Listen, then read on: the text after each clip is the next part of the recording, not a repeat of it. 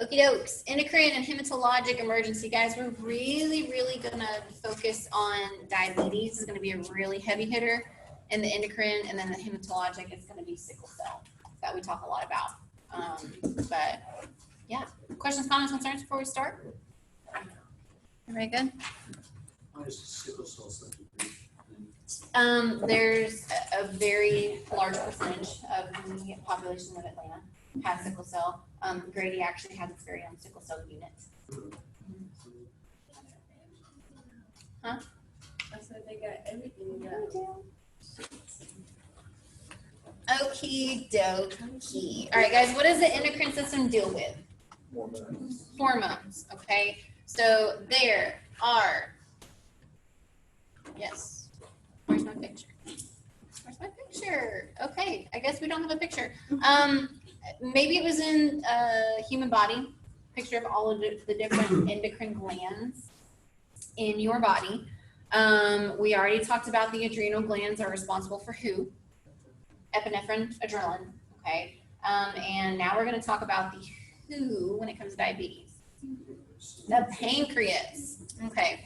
So again, just to do a very quick recap of the endocrine system, okay? The body recognizes a need for these particular hormones, whatever that need is, to be released or regulated by these glands. So the one that we've talked about a lot, that sympathetic, that fight or flight, right? The brain, based on your environment, recognizes a what? In the form of a what? A threat, right? To have that fight or flight, that adrenaline dump kick in, the brain perceives whatever your surroundings are a threat to your well-being, a threat to your life. All right? The brain, decodes that and sends a message to who?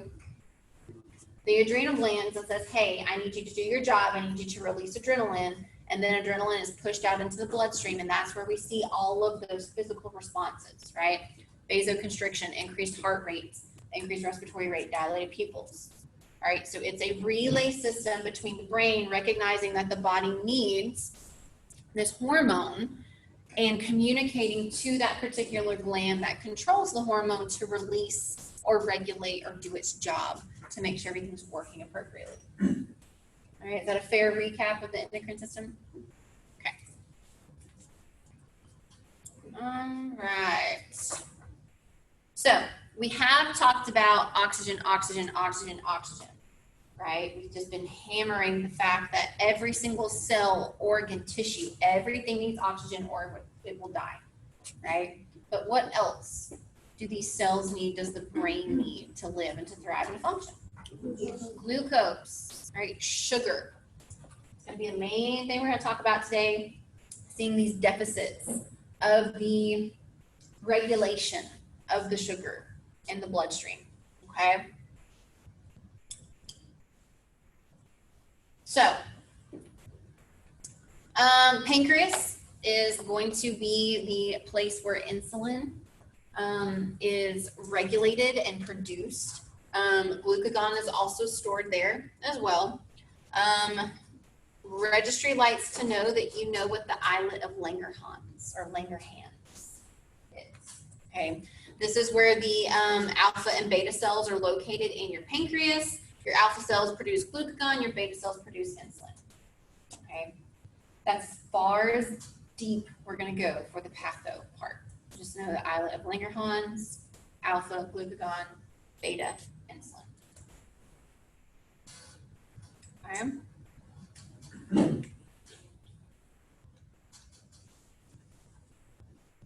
Everybody go with that? You kind of broke up a little bit, so can you say that one more time? So as far as we're going to go into like the pathophysiology, just for the pancreas, know that the islet of Langerhans is where the alpha and beta cells are located. Alpha cells produce glucagon, beta cells produce insulin. Got it, thank you.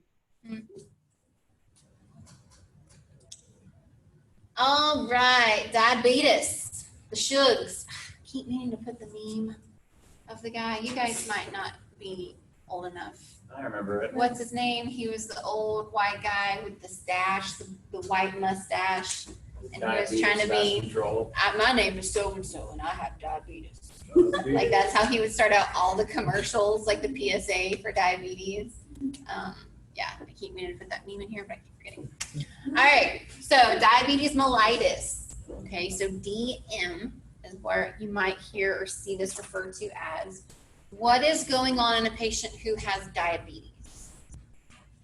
Got the shugs. That's what you might hear the patient. Their body is not producing the right amount of glucose, or it's not producing enough, or too much or not enough.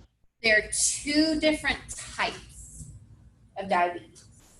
Okay, but a global umbrella statement is that in a person who has diabetes, whether it's type 1 or type 2, the body and the hormone, especially with that insulin, is not properly regulating the supply demand, is not working. So the body's not able to utilize sugar like it should. Okay. So the insulin is not really doing its job for one reason or another. And the body, the amount of sugar and insulin is just not cohesive to maintain what? Homeostasis. Because in an ideal world of homeostasis, what is the appropriate range of blood sugar? 80 to 120. 80 to 120. Guys, where are we measuring that sugar? We're counting the amount of sugar that's where? In the bloodstream. Okay, because where does that sugar need to go to make sure that the body's doing its job? Everywhere. Into all of the cells. We're not measuring the amount of sugar that's inside of the cells. We're measuring the amount, the excess amount or extra supply of sugar that's floating around in the bloodstream. Okay. That's an appropriate level. That 80 to 120 is an appropriate level to have extra sugar floating around in your circulatory system. Just understand we're not measuring the exact amount of sugar inside the cells when we get a BGL. Okay, guys, 9.3% of the population may be countrywide, nationwide, but here in the Southeast, it's a lot higher than that. Here in Grady population, our Grady patient population, I would venture to say bare minimum 85% have some type of diabetes. Okay, some of that is genetics, but a lot of it is what? Diet, lifestyle choice. Okay, and especially in the Southeast, we like all that comfort food. We like all those carbs and the sugars of sweet tea and pecan pie and all of that fun stuff, and that can lead to developing diabetes. So you will see a lot of your patients at Grady will have a history of diabetes. We talked about the Grady patient acronym. Honda patients. A lot of your patient population with Grady will have one or multiple of the following acronym. They will be considered a Honda patient. I mean, you're not going to get tested on it, but just let me know. H, hypertension. O, obese. N, what do you think N stands for?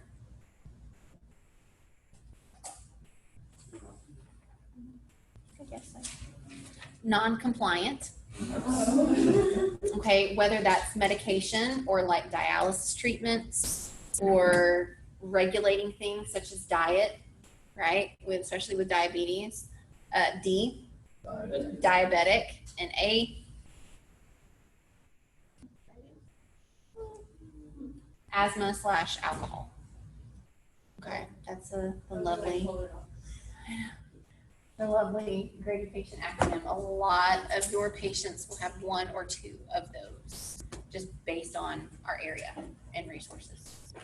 Okay. Complications with diabetes can include blindness, cardiovascular disease, kidney failure, and/or death. All right, guys, we need to understand that when we talk about both issues or both ends of the spectrum with diabetes, You can either have a patient whose sugar is way, way, way, way, way too high and can cause all of these problems up to and including death, or you can have a patient whose sugar is way, way, way, way, way too low, cause additional problems up to and including death.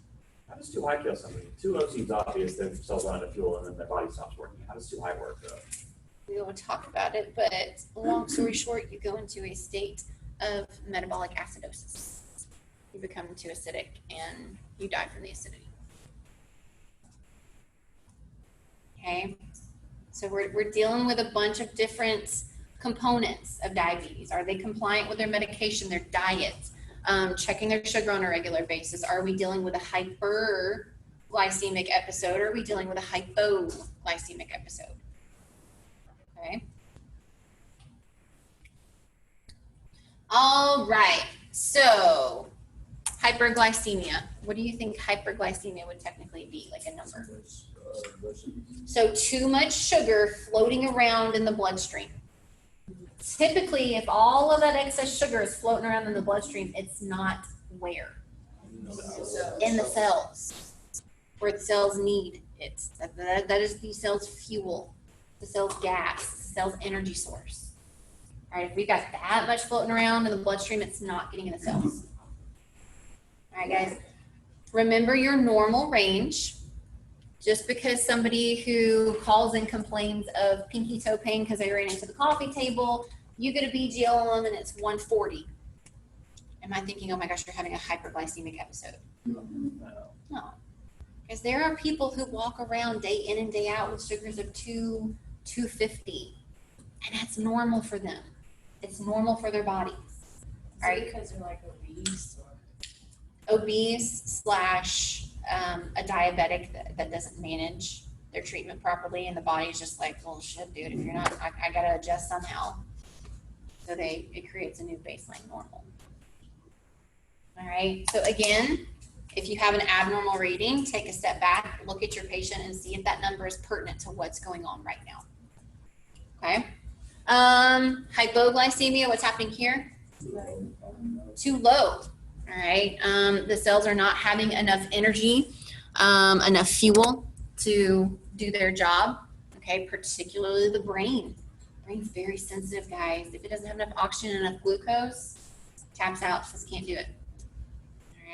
All right, again, when we talked about oral glucose, just because a patient's blood sugar is 72 doesn't mean they're having a hypoglycemic event, right? If they are symptomatic, maybe they're dizzy, pale, cool, clammy, they had a syncopal episode, something like that, then yeah, if it's a 72, I'll give them oral glucose. But if they're calling for a stubbed pinky toe on the coffee table, their sugar's 72, I find otherwise, might be normal for them. Okay. Guys, our glucometers will read, the lowest they will read is a 20. If it is below 20, it's just going to say what? L-O, low. If you get a low reading, you're in bad territory. Because do you think you're going to be able to give someone who has a sugar of less than 20 oral glucose? No. They're probably not managing their airway. Because they're probably unconscious and unresponsive at this point. Okay. Our glucometers will read up to 500. If it is over 500, what will it say? Hi. High. H-I. All right. So yeah, if you get a low or a high, your patient's having a bad day. Okay.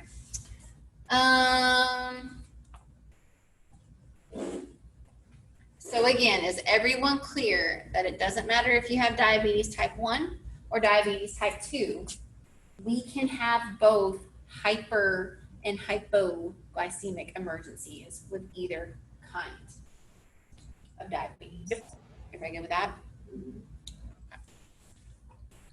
All right, so you guys are used to, ours here at the Training Academy looks a little different, but this is just a general make and model of the glucometer.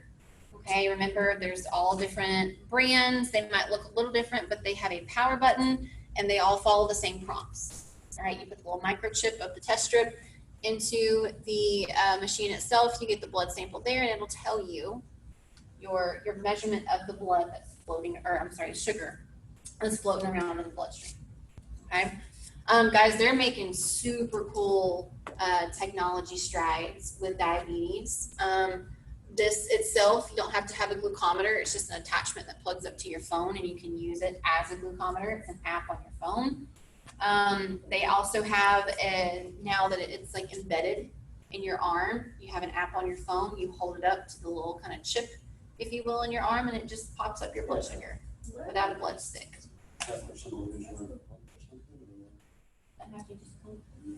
Yeah, so they're very cool ways to monitor and manage your blood sugar that didn't used to be out there. So if you get a diabetic patient who says, it's just too hard for me to keep up with. I get it and I don't get it. We'll get there. Okay, but just be aware there's different types of technology that your patient might have that you might not be kind of used to, if you will. Okay. Diabetes type 1. Diabetes mellitus type 1 is going to be known as what?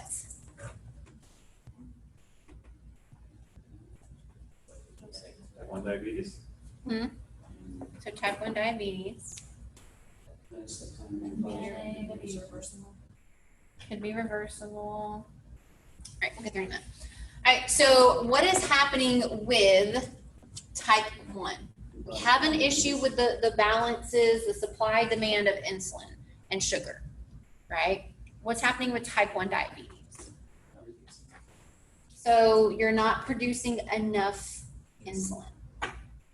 Type 1 diabetes is technically an autoimmune disorder, all right, where the body sees that production of insulin it's not supposed to be happening, or it's a threat, if you will, to itself. So the body itself goes and attacks that insulin hormone once it's produced, or it prohibits the pancreas from producing that insulin to begin with.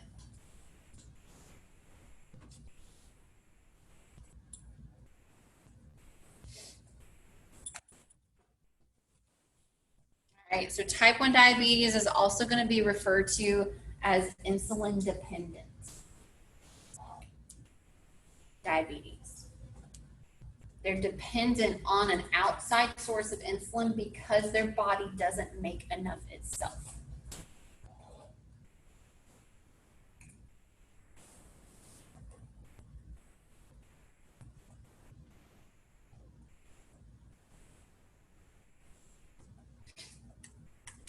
All right, guys, the whole time I'm talking to you about diabetes, I want you to have the imagery of a lock and a key system in place. All right, because how does the sugar that we put in our bodies get into the cells? With the assistance of the insulin, right? Because guys, how do we get all of that sugar in our body to begin with? We eat. We ingest it, we drink it in liquid form, we eat it in food form, okay? So the body will break down everything, all of the contents that we eat, good or bad, right? Either good sugars or bad sugars or all that stuff. And it disperses that glucose to the rest of the body. And the pancreas realizes, okay, hey, I recognize that we just ate, I've got some starches, some glucose, I need to send out the insulin so that glucose can get inside the cells. As the cell walls, they have a lock on them. They lock their door, okay? The insulin is the key to be released in the bloodstream to go up to those cell doors and open up the door so the insulin can go, the sugar can go inside of that cell. Okay, so the cell has a lock on it. The insulin is the key. That hormone has to be released. It has to go to that cell door, unlock it so the cell door is open and the glucose can go inside the cell where it needs to be, right? These cells need the sugar. It needs that glucose to have the ability and the fuel and the energy to do their job, all right? So with type 1 diabetes, there's just not enough keys being produced, right? All of these cells have their locks, their doors are locked, And maybe that glucose is, out there knocking, say, hey, I need to get in. Let me come help you. But that cell is just like, hey, dude, if you don't have a key, I can't let you in. All right, so that cell door does not open up because that insulin's not being produced in high enough quantities. And so that sugar remains in the bloodstream because those doors aren't opening to the cells.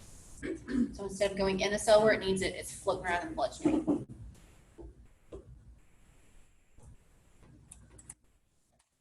Okay.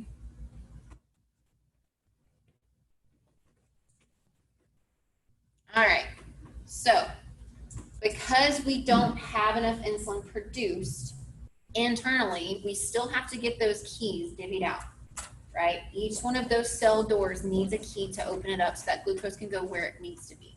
So that's why we refer this to as, we refer to type 1 diabetes as insulin dependent, because these patients depend on an external source of insulin to provide all of those keys to all of the doors on the cells. If they don't have that external source in the form of an injection, okay, what's going to happen? They're going to go into a state of what?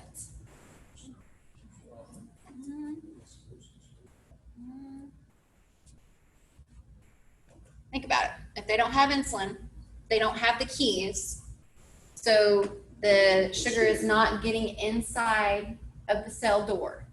Where's that sugar forced to go? Just hangs out in the bloodstream. And it's going to accumulate, and they're going to go into what? Like a diabetic coma. So maybe eventually a coma, but a state of what? Shock. Did somebody say it? Say it again. Unconscious, I said shock. altered. What are we measuring when we get a BGL of the patient? Sugar in their blood. Sugar in the bloodstream. If we don't have enough keys to allow that sugar to go into the cell wall, it's going to be in their bloodstream. So the patient's going to present with what? Hyperglycemia. Right? I think you guys are overthinking that maybe a little bit. So if it's not getting into the cell, the sugar is not getting into the cell, it's hanging out in the bloodstream, that's not where it needs to be. That's when we start having problems. So a patient who does not have enough insulin, enough keys, will present with hyperglycemia. They'll have an elevated BGL.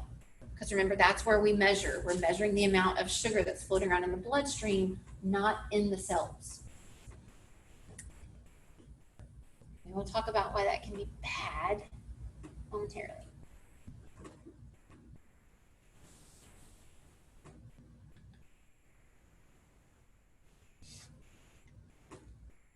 I have a question. Yes. Can this lead to like a state of shock if cells are not dispersing like sugar all around the body? Yes. Okay. Definitely. Guys, hyperglycemia untreated for a prolonged time can and will kill you. Okay. So if they don't take their insulin properly, then they get hyperglycemia, which is why they pass out and throw up and all that. That's it. You can see that on the opposite end too, if the sugar is too low. But it's deadly on each spectrum for different reasons. So is everyone okay-ish with the analogy, insulin is the key to open up the locks on the cell doors to allow the sugar to go into the cell itself where it needs to be. If we don't have the appropriate amount of locks, keys, in the form of insulin, then that sugar is not getting in the cell. That cell does not have the energy to do what it's supposed to do, and we get way too much sugar floating around the bloodstream. Everyone okay with that global analogy?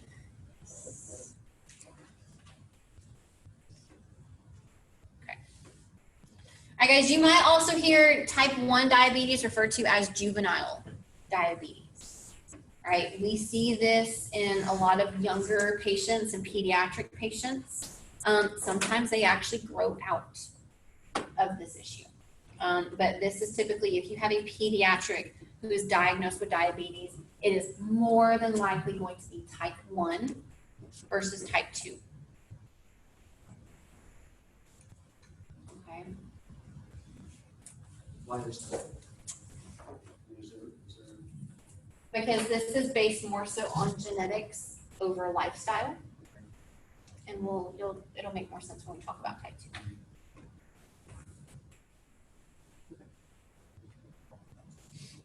All right, so again, guys, these patients, if they don't have that external source of insulin, they will go into a hyperglycemic state. If it goes untreated for X amount of time, it will kill the patient. All right, we'll talk about that a little bit later, but they gotta have that insulin to survive.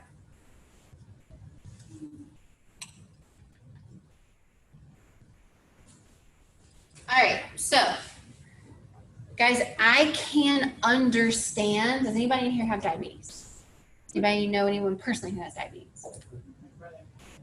Guys, it changes your entire life. All right, if you are a responsible diabetic, you have to check your sugar at least 6 times in one day. All right, when are you checking your sugar if you're a responsible diabetic? Before you eat and after you eat.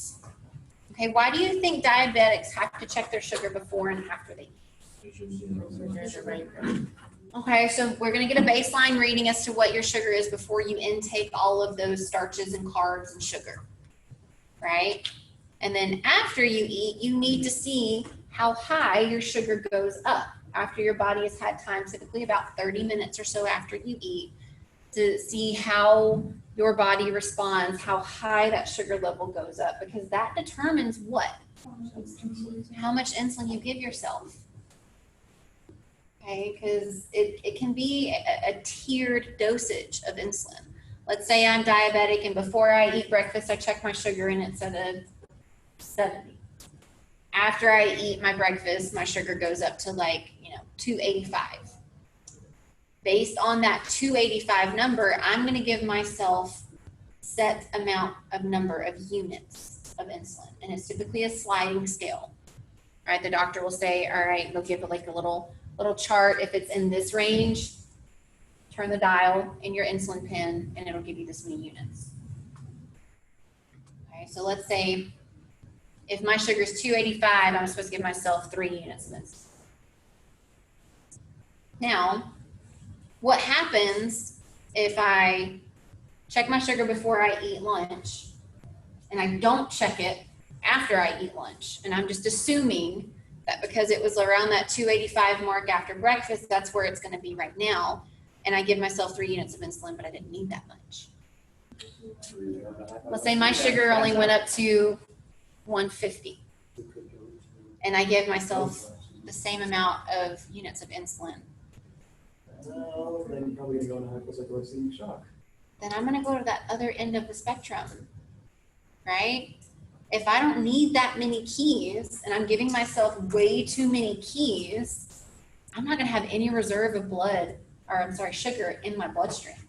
I'm going to deplete my amount of sugar. All right, so that's why with both types of diabetes, if they're not giving themselves the correct amount, enough insulin, we can see that hyperglycemic state. But if they give themselves too much insulin, if they're not regularly checking their sugar before they give themselves insulin, they can give out too many keys. And if I give out too many keys, I don't have enough sugar reserve in my bloodstream and I can go into a hypoglycemic state. Because guys, you got to do that before and after every time you eat. So at least bare minimum 6 times a day. And how do you get a blood sugar normally? You have to stick yourself. That's going to suck, right? Because on top of sticking yourself, what else do you have to do after you find out your blood sugar after eating? You got to stick yourself again. You got to inject yourself with insulin. Right? So I can understand if you're a diabetic patient and you're telling me, I'm sick of sticking myself all day long. Okay? I can understand that. that's gotta just be an annoying, painful, just way of life, living day in and day out. Guys, we see a lot of these hypoglycemic emergencies in these diabetic patients who don't check their sugar before they give themselves insulin. And it's not as high as they think it would be, and they give themselves too much insulin, and then they're hypoglycemic. I can get it, right? I don't have diabetes. I don't have anyone close to me that has diabetes, but it changes sucks. if you're responsibly checking it before and after each meal. So you will see patients who are just like, I'm over it. Normally it stays around the same. I thought it was the same. I didn't want to check my sugar again, and they bottom out. Okay. Because you'll get patients who, like, I would get probably at least 3 times a month. We would go to the same address for the same patient that just never checked sugar, gave insulin. She gone. Right? We had to start an IV. We had to give her D50. We would wake her up and she's like, oh, I did it again. I'm sorry. I don't want to go to the hospital. Thanks for waking me up. It was just a vicious cycle. Yeah. It got to the point where we actually had to have PD co-respond with us because when we woke her up, or she would be violent because she was so altered from being hypoglycemic. But yeah, it happens a lot more than you think. All right. So yeah, that sucks. We see patients who don't check their sugar. They give themselves too many keys, and we deplete that reserve of glucose we have in the body, and we go into hypoglycemia. You might see patients with, more often than not, type 1 diabetes with an insulin pump. Okay, it's not nearly as invasive as sticking yourself X amount of times a day to check your sugar and to inject insulin. What this is, it is a needle. It comes in the form of a little patch, and it is kind of implanted, if you will, into that subcutaneous tissue. All right, and it has a sensor in it that automatically, just regularly keeps track of your blood sugar levels. So before and after you eat, it's checking your sugar levels, and it will be set to different parameters. If it senses that your blood sugar level gets above 250, it will automatically release an appropriate amount of insulin. Okay, so that's a pretty cool piece of equipment to have. Saves the patient from sticking themselves several times a day.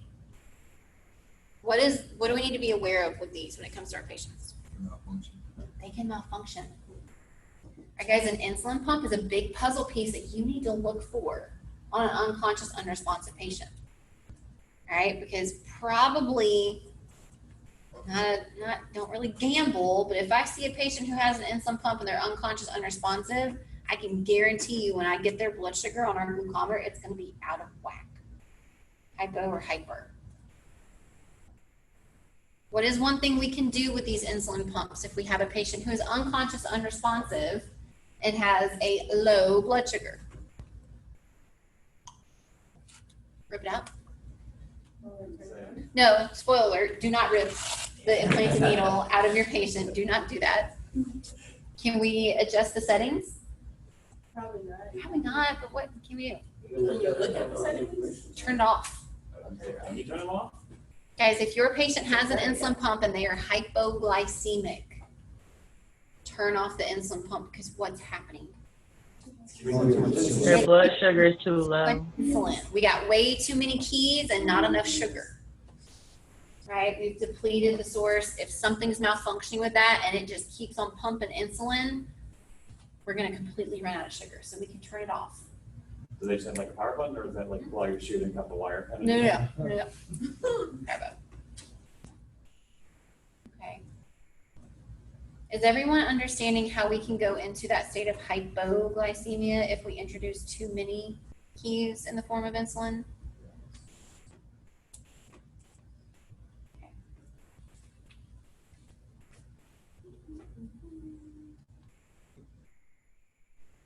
All right.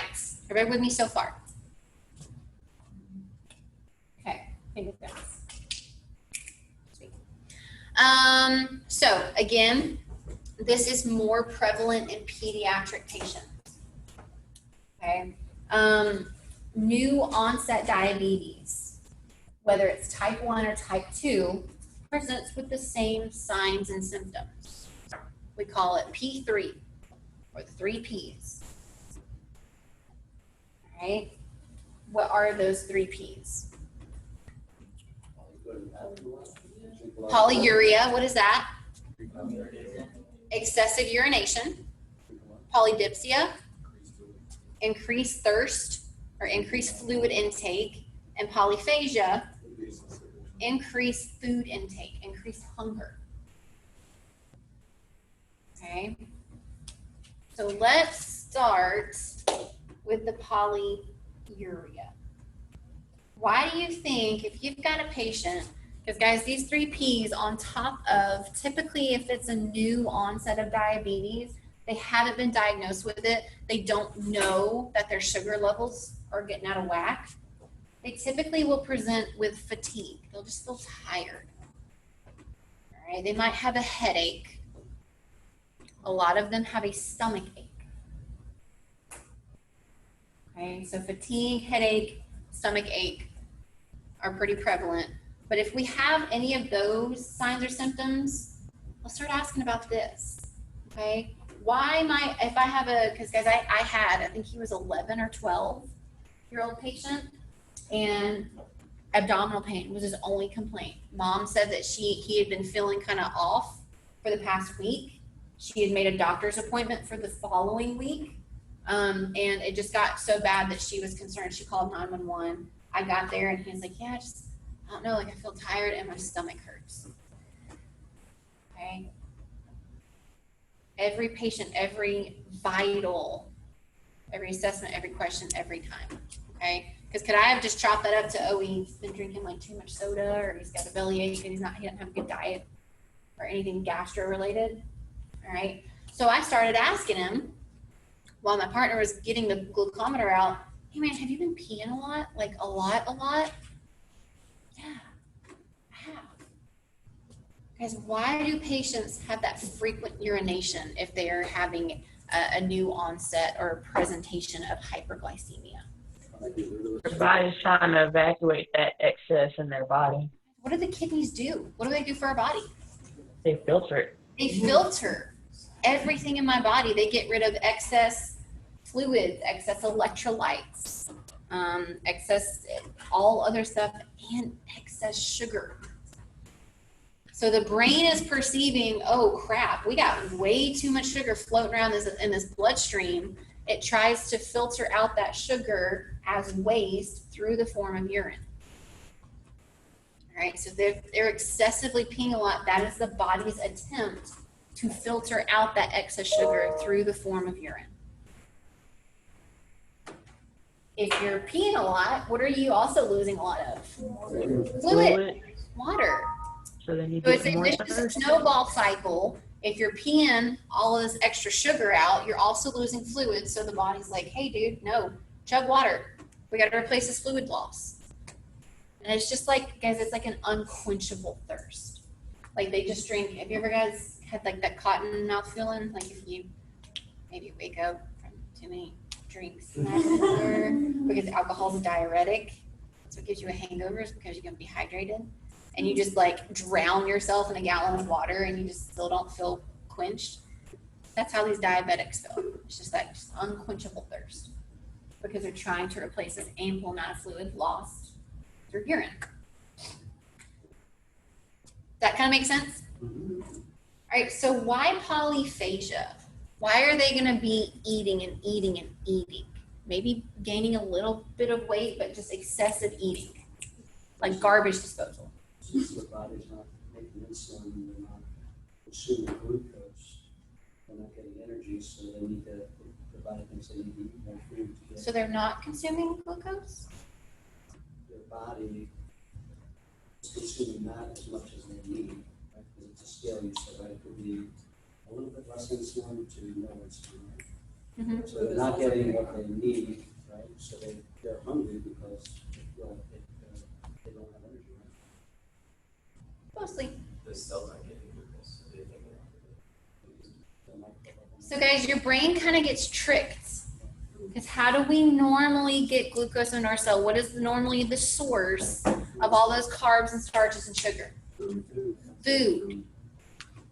The brain isn't really recognizing what's going on. The only thing the brain sees is that these cells are not getting the glucose in their cell walls. And that thinks what? The brain thinks what? It's because we're not getting that sugar inside the cell because we're not eating. The brain's not recognizing that we have an imbalance just yet. Or it might recognize it, but is it going to, like, you know, self-diagnose inside this patient's brain and be like, oh, hey, maybe I need some insulin. Not really how that works, right? So because those cells aren't getting the glucose, the brain's thinking, well, crap. Maybe my patient's just fasting. Maybe my person is just not eating. So it gives off that sense of hunger to intake more food and attempts to try to get that fuel source in the body, in the cell. That makes sense? So guys, if you got a pediatric patient who's presenting with any of the headache, maybe nausea, upset stomach, fatigue, ask about the 3 Ps. If we have those 3 Ps in place, you should check a sugar anyway, right? But that is a very concrete puzzle piece to say, hey, maybe you might have diabetes and you don't know it. Because I even asked mom, any medical problems? No, totally healthy, totally fine. Okay. Not anymore. Sugar was in the 300s with this kid. All right. So the 3 Ps, ask about them. But do you guys know, do you understand like why they exist? Or what's not going on in the body, if you will?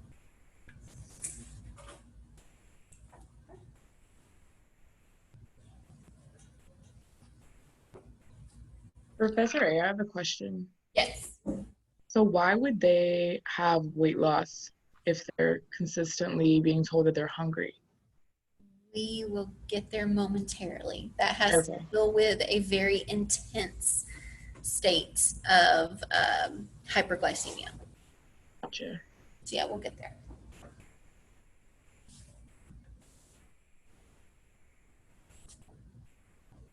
Everybody ready for the video? Enough of me talking?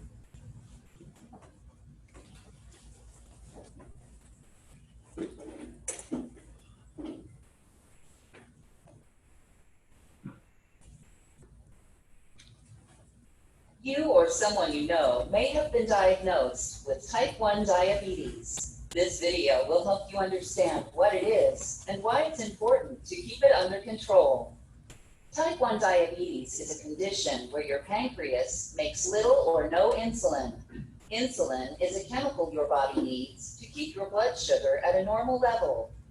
Carbohydrates are substances your body uses to make energy. After you eat food that contains carbohydrates, it eventually goes to your small intestine. In your small intestine, the food is broken down into single sugar molecules called glucose. The cells in your small intestine soak up the sugars, which pass into your bloodstream. When the blood reaches your pancreas, it detects the high amount of sugar in your blood. Normally, this causes your pancreas to put a chemical called insulin into your bloodstream. The insulin reduces the amount of sugar in your blood to a healthy level. How does insulin do this? As the blood moves through your body, the insulin and sugar exit the bloodstream into your tissues to reach your cells.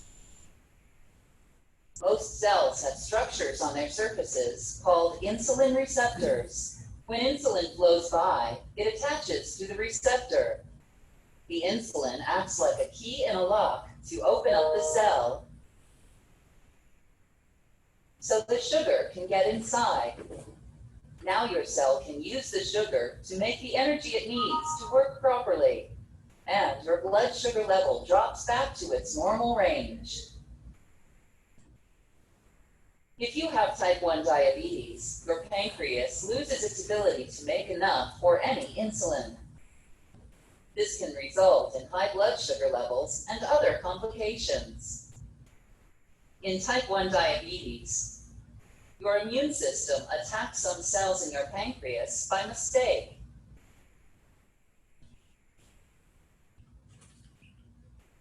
As a result, your pancreas makes little or no insulin. Without insulin, sugar cannot get into your cells. Without sugar, your cells don't have energy. And since the sugar is locked out of your cells, it builds up to a high level in your bloodstream. This is a condition called hyperglycemia, which can lead to serious complications. If you have questions about type 1 diabetes or any medications you have been prescribed, speak with your doctor. It is important to take your medications as directed by your doctor. Tell him or her about any side effects you have. So does that imagery help a little bit, bringing everything together? Yeah, really? Okay. Thanks for the feedback, guys. Sorry. Yes. It helps, but I couldn't hear the second half of your sentence. Does sarcasm work? Sarcasm, then maybe yes. All right. So is everyone okay with overall what's happening with diabetes? We don't have the proper amount of locks and keys. Specifically with type 1, it's because your body does not produce enough keys in the form of insulin. Okay. Yes. Is it more so that like it doesn't produce enough, or that your immune system is? It's not producing enough because your immune system is attacking the pancreas. There's just some crossed wires in there. It's doing its job, but it recognizes the pancreas as like a foreign invader when it's really not. So because it is attacking the pancreas, it doesn't produce enough. Okay, so that's why the insulin pump, the pancreas on insulin specifically. Like, so how would an insulin pump work if your immune cells are attacking? Because it's attacking the pancreas that produces the insulin. If it's the insulin is just injected and it's not coming through the pancreas, then it doesn't. Those wires aren't crossed to attack the insulin itself. Just the pancreas. So the people that get like pancreas treatment. In theory, yeah. I'm just thinking, I have whose daughter had a pump, right, and she still does, she's in her 30s now. I'm just thinking, the pump is basically taking the responsibility of the pancreas, right? She was making no insulin.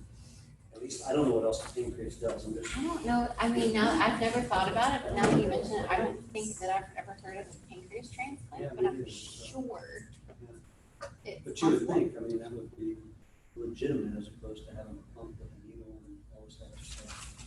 Yeah, but then you run the risk of your body rejecting the new organ and it not functioning, so.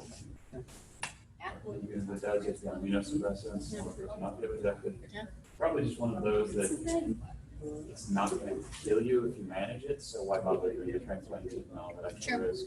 That's a thing. It is a thing. In Tennessee, Tampa. If you can have a face transplant, you could probably have a pancreas transplant, right? Face transplant? You haven't heard about that? No, I must have missed that one. How's, Or was it in Russia or somewhere? I see them in London also. In London? Yeah, an entire face transplant. Like the whole face skin, but like you don't look like the person because your It's skin, all about like bone your muscles structure. and stuff are not the same. Yeah, you should look into it. It's Wild. pretty crazy. All right. So let's talk about DKA. DKA. No, but it's deadly, just like a gang would be. All right, so guys, I know this is under the type 1 diabetic slide, but you can have type 1 or type 2 and still have DKA occur.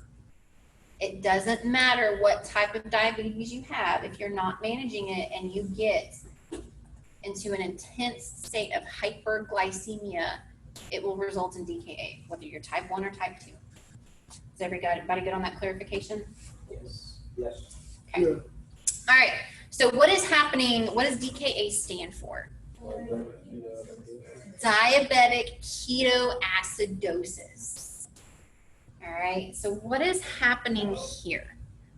This is going to be a result of a prolonged, intense state of hyperglycemia. Okay, so guys, this is what can kill patients. If their sugar gets too high, they go into this diabetic ketoacidosis state. It is not conducive to homeostasis, especially on that pH scale, and it is deadly, detrimental to these patients. Okay, so what happens, any of my bio people in here? Body kind of has a backup system if we're not getting that sugar inside of the cell. Cannibalizes itself more or less. More or less, all right? So if the cell is sitting there saying, hey, I don't know what's going on with my body here, all right? My person's not eating. I'm not getting the sugar. There's no glucose entering my cell. I need fuel. I need energy, okay? The backup process is to burn what instead of sugar? Fat. Anybody heard of the keto diet? Yeah. You're putting yourself in a state of controlled ketoacidosis when you do the keto diet. You're forcing your body to break down and burn your fat as a fuel source instead of glucose. You gotta be very careful with the keto diet. It does. I don't know. It does. But you gotta be careful. Because if you're a hardcore keto person, all right, you actually test your what to see if you're in a state of ketosis. Your urine.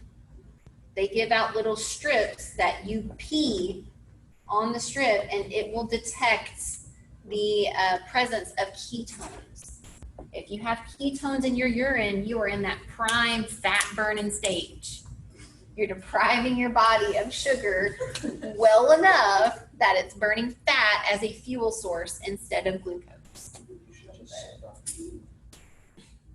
I mean, that's how the whole, like, if anybody does like intermittent fasting for weight loss or anything like that, that's the concept of why that works as well. But it's gotta be a lot less efficient, right? I mean, I don't know. well, than burning glucose or something. Burning fat instead of glucose? Yeah.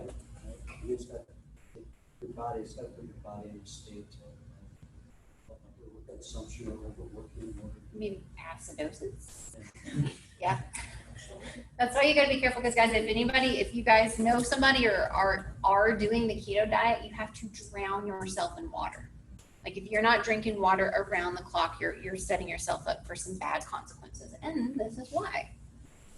All right, so instead of getting that sugar, that glucose in the cell like it's supposed to have fuel, we already talked about the body has a backup system and it will burn fats for fuel, okay? That's a backup system. We have a side effect of burning fat instead of sugar. What is that? Ketones, all right? There's acid, there's acidity that goes along with the depletion of that fat, okay? So if all of these acids and these ketones are building up in the patient's body, do we like a lot of acid in our body? No. Okay, so that's why we hear that term diabetic ketoacidosis. The byproduct of the acid from the cellular death of that fat cell accumulates and accumulates to the point where we go into an acidotic state. And that is not good for your body. Your body does not like a lot of acid. Okay? So if we are hyperglycemic long enough and the body is like, dude, if you are not going to give me keys, if you're not going to give me glucose to do my job, I got to start burning through fats. That's when we start to see this acid accumulate. That acid is the byproduct of the destruction of those fat cells, and it's bad. This kills people. Okay. So with DKA, guys, you can see someone kind of slowly going into DKA. They can maybe start to feel tired or lethargic. When we get to the point where we're getting altered mental status, sometimes they might have nausea, vomiting. But when you're to the point of altered mental status in a hyperglycemic state, we've gone past hyperglycemia into DKA. Okay. A very telltale sign of DKA is what? Kussmaul's respiration. Mobile or home. Cyan, if I just called you, I didn't mean to. Okay. Kussmaul's respirations. Has anybody ever seen Kussmaul respiration? All right. How are they described? Deep and rapid respirations. Guys, you will typically see Kussmaul's respirations in somebody who is significantly altered or unconscious, unresponsive. This is a telltale sign of DKA. All right. Why do they happen?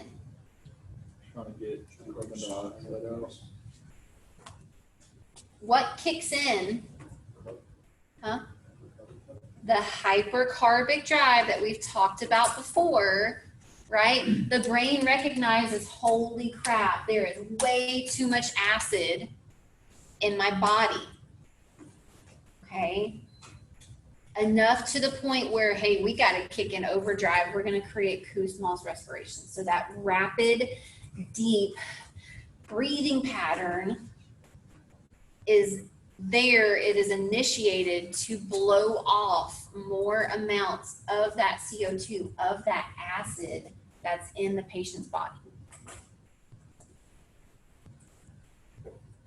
That makes sense? Yeah. Rapid, deep breathing. Kussmaul's guarantee you, if once you check their sugar, it's going to be extremely high. Okay. So I believe this video we're going to watch is a little boy. And the doctor does a really good job of explaining. You can hear the mom's in the room. He's talking to the mom, talking about his history and all of this stuff and explaining why we're seeing this presentation of Kussmaul's in this little boy.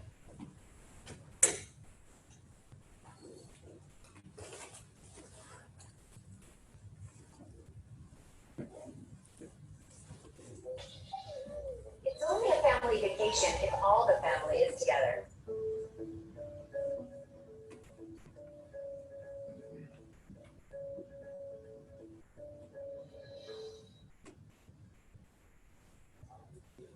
All right, this little guy actually presents here. He's known as independent diabetic and he's coming in with a pH of like 6.9. He's actually got a little bit of a little. All right. Maybe turn it up. So, guys, pH of 6.9. What is your normal?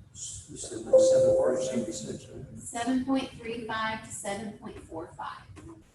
And remember, when we talked about that pH scale, one decimal movement is the equivalent to a change of a 10,000%. So for this guy to be at a 6.9, that's very acidic. It doesn't sound like a big drastic difference between 6.9 and 7.35, but to the body, that is significant. Okay. Well, probably a dental abscess is kind of kicking him off here, but his breathing is good. That's a sugar. All right. What we're trying to call Kussmaul breathing, and when you smell his breath, it basically has a very sweet kind of an acetone, ketone sort of odor to it. So he's getting his getting a little fluid loss, 20 per kilo, and then we're going to also give him starting at 0.1 units per kilogram per hour of insulin. He's going up to the intensive care unit, and his I guess here, his initial, like I said, his initial pH was 6.9 in that ballpark. So his mom knows these videos end up on YouTube. She's okay with that, right, Mama? Yes. Okay, all right, good. Anything else? So so basically when he went to bed last night, his sugar was what? 99, yeah. Then when he woke up this morning, he had a little trouble waking him up, and he was breathing like this, right? When was he diagnosed with diabetes? Okay, 3 years old. Okay, so he's 5 now.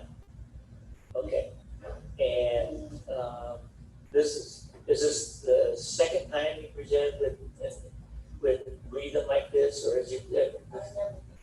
You've never seen this before. Okay, so it's the first time. So, all right. Well, thank you so much for letting us do this, because I think this is important for people to see what this Kussmaul type breathing and how someone with diabetic ketoacidosis would present. So, thank you so much. Okay. So guys, that Kussmaul is really important to remember. It's a really big puzzle piece. And you also heard him say that if you smell his breath, what does it smell like?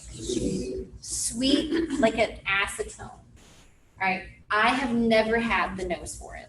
I would work with, co-workers, and we would come on scene, patients unconscious, unresponsive, and DKA, and they're like, oh my gosh, can you smell it? I'm like, trying to get real close. I'm like, no, can't smell it at all. So some people have a nose for it, some people don't. But sometimes if a patient is in DKA, they might give off the odor of like a fruity nail polish remover kind of combo, like fruit punch and nail polish remover. That can be coming through their breaths and through their skin, because how else might the body try to excrete all of these excessive amounts of ketones? Okay, so it might come through their pores, it might come through their breath. If you have the nose for it, they do appear to have a fruity acetone kind of sense. I've never smelled it, but you guys might. Okay.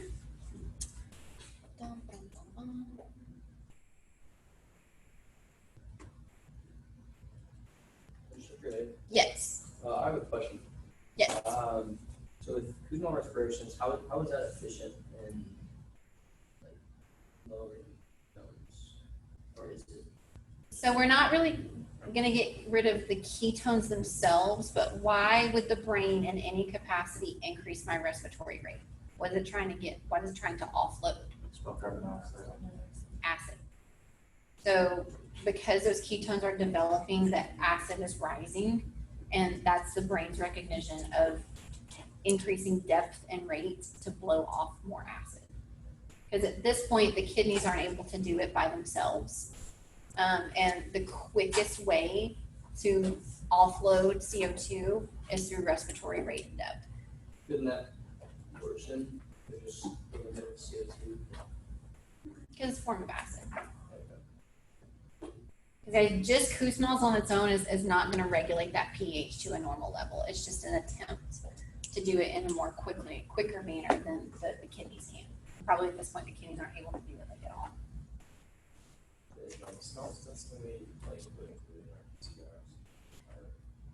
You gotta be careful because that's subjective, right? Because if I was on scene, my partner could have noted blank odor, but then I couldn't corroborate. Like it's, you know what I mean? Right.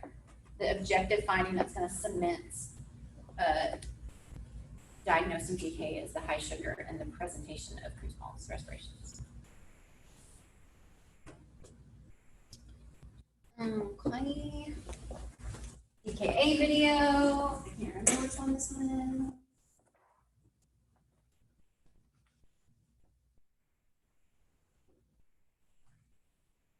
You do it every year, but it never gets old. Pack everyone. Diabetic ketoacidosis, DKA, is an acute and potentially life-threatening complication of diabetes mellitus. DKA is commonly associated with type 1, but type 2 diabetics are also susceptible. DKA is caused by a critically low insulin level and is usually triggered when diabetic patients undergo further stress, such as infections, inadequate insulin administration, or cardiovascular diseases. It may also occur as the first presentation of diabetes in people who did not know they had diabetes and therefore did not have insulin treatment. Glucose is the major energy source of the body. It comes from digestion of carbohydrates and is carried by the bloodstream to various organs. Insulin is a hormone produced by beta cells of the pancreas and is responsible for driving glucose into cells. When insulin is deficient, glucose cannot enter the cells. It stays in the blood, causing high blood sugar levels while the cells are starved. In response to this metabolic starvation, the body increases the levels of counter-regulatory hormones. These hormones have two major effects that are responsible for clinical presentation of DKA. First, they produce more glucose in an attempt to supply energy to the cells. This is done by breaking down glycogen into glucose and synthesizing glucose from non-carbohydrate substrates, such as proteins and lipids. However, as the cells cannot use glucose, this response only results in more sugar in the blood. As blood sugar level exceeds the ability of the kidneys to reabsorb, it overflows into urine, taking water and electrolytes along with it in a process known as osmotic diuresis.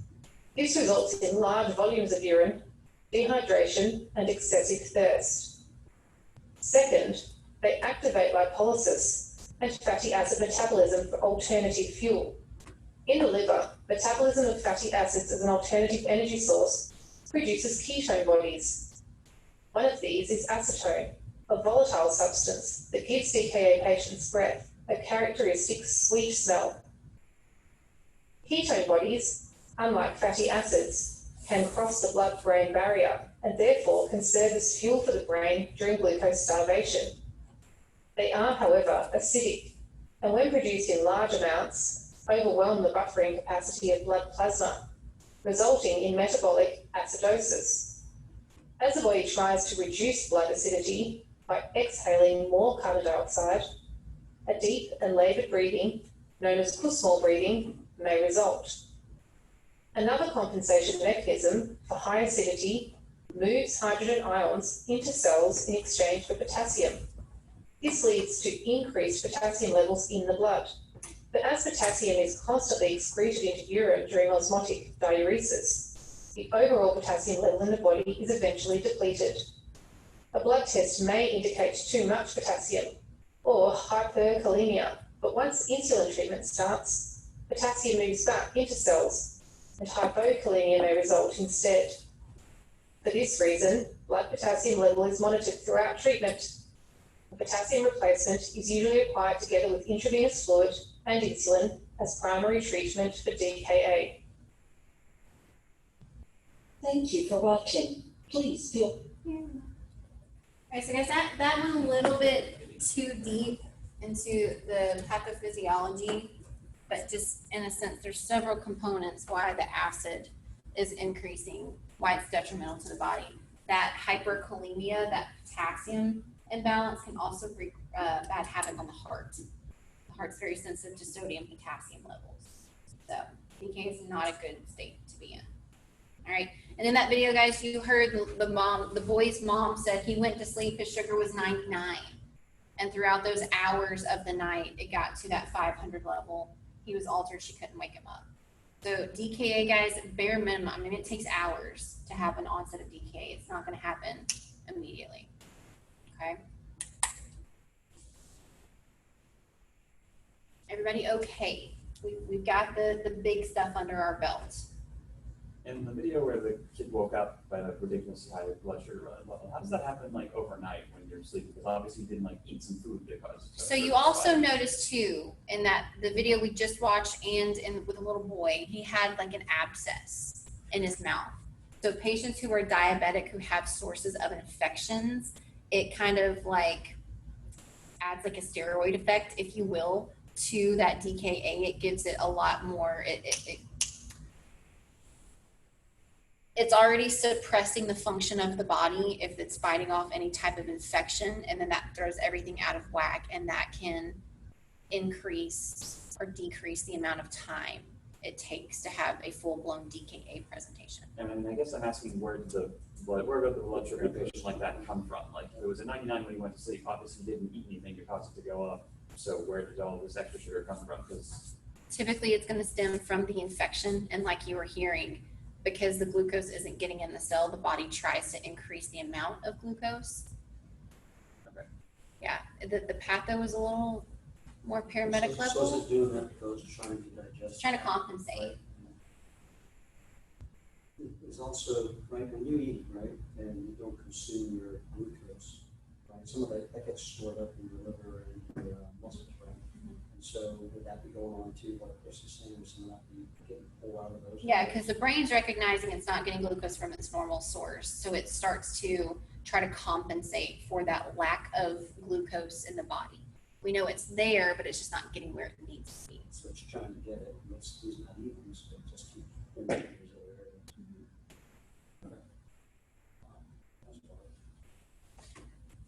All right, so type 2.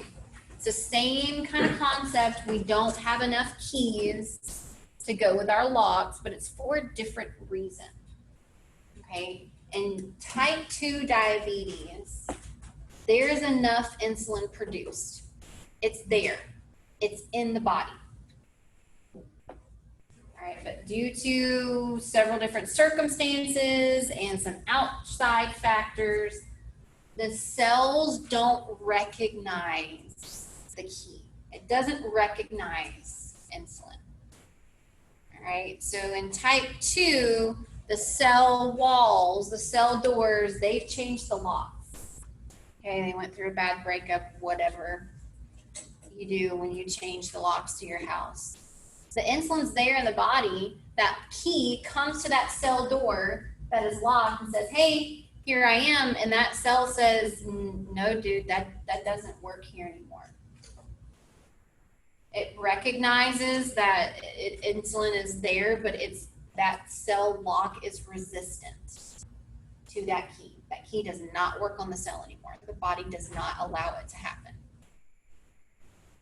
All right, so type 1 is insulin dependence. Type 2 is insulin resistant. There's plenty amount of insulin in the body, but the locks on the cell doors don't recognize it and won't utilize it to open up the walls and get the sugar inside. Okay. So same global concept. We have an imbalance of keys and locks, but for a different reason for type 2. Everybody okay with that? Okay. Guys, this is also usually referred to, train of thought. Acquired diabetes or accumulated diabetes. Okay, because what happens here? How do we get type 2? Lifestyle.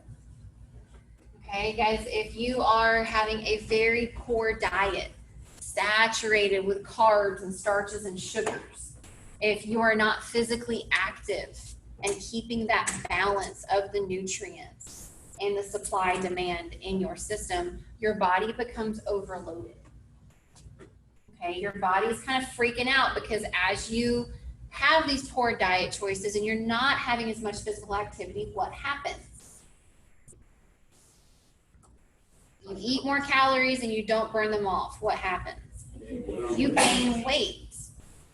Guys, and we've already talked about excessive weight gain is detrimental to the body because the size of your organs and your, hormone and all of that production doesn't necessarily change to accommodate all of the extra surface area of your body.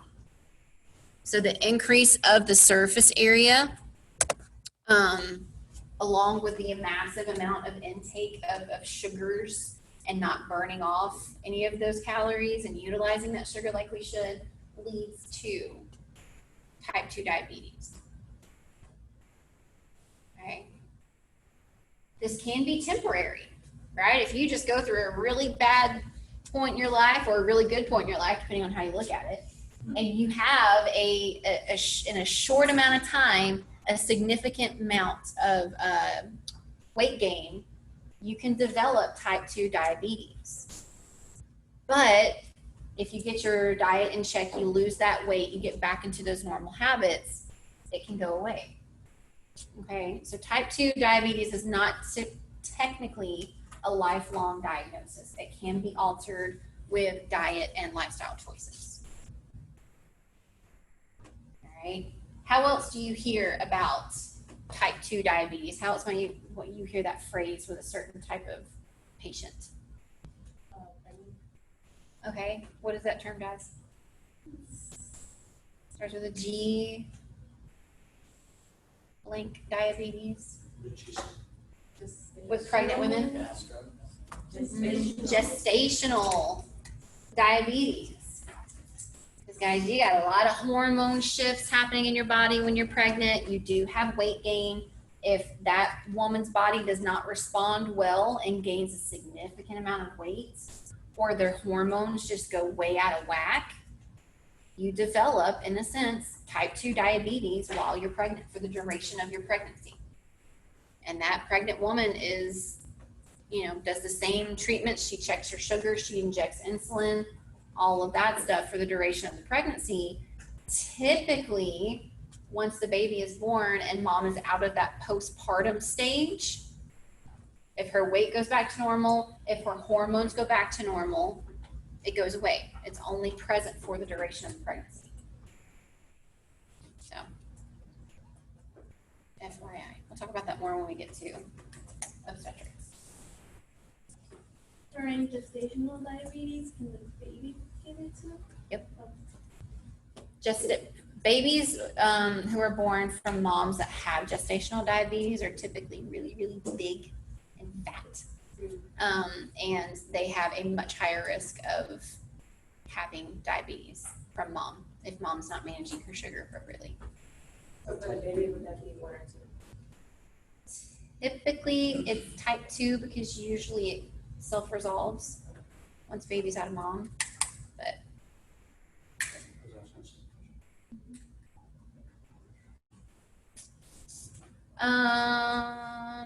going back to DKA or hyperkalemia. Okay, guys, what are they getting excessive amounts of out of the body through urine?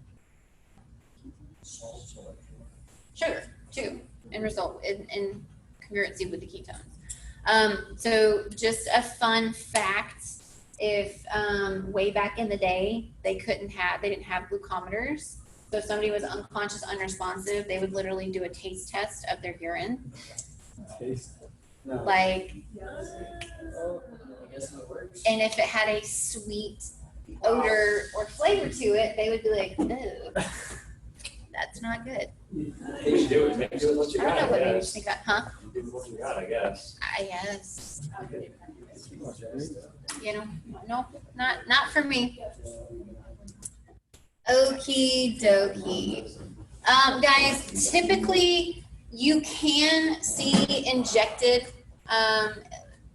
insulin as treatment for type 2. Usually it's an oral pill that changes the recognition of the body to the insulin and kind of forces the body to say, hey, use this key, here's the insulin type thing.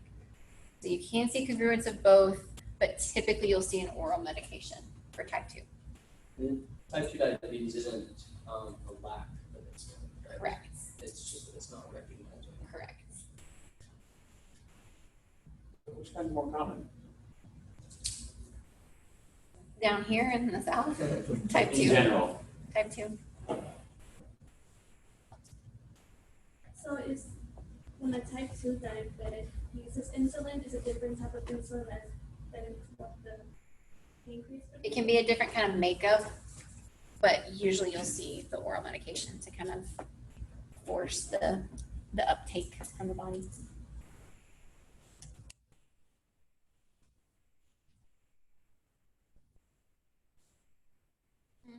Okay.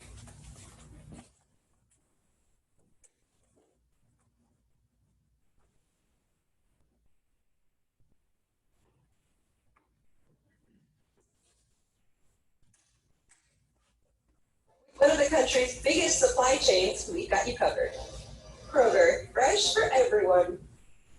The little things in life are easy to take for granted. like getting away from the kids for grown-up time. Understanding type 2 diabetes. Type 2 diabetes is a metabolic disorder that causes sugar in the form of glucose to accumulate in the blood rather than being used as fuel by the cells in our body. When we eat, food is broken down by our digestive system into nutrient molecules that are then absorbed through our digestive tract for use by the body. Foods containing carbohydrates or various sugars are broken down into glucose. Glucose is an important source of fuel for many organs in our body. However, to be able to use the glucose for fuel, the glucose molecule must first enter into the cell. The pancreas produces a hormone called insulin, a chemical messenger essential for the entry of glucose into cells. As the blood glucose levels rise after a meal, insulin is released into the bloodstream and sets processes in motion to trigger the removal of glucose from the blood to enter into the cells.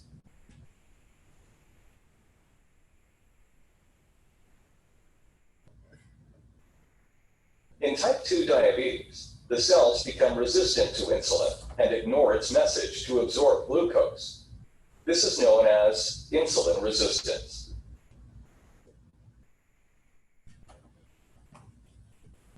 In addition, in type 2 diabetes, the pancreas is unable to produce the greater amounts of insulin needed to trigger these resistant cells to take in glucose from the bloodstream.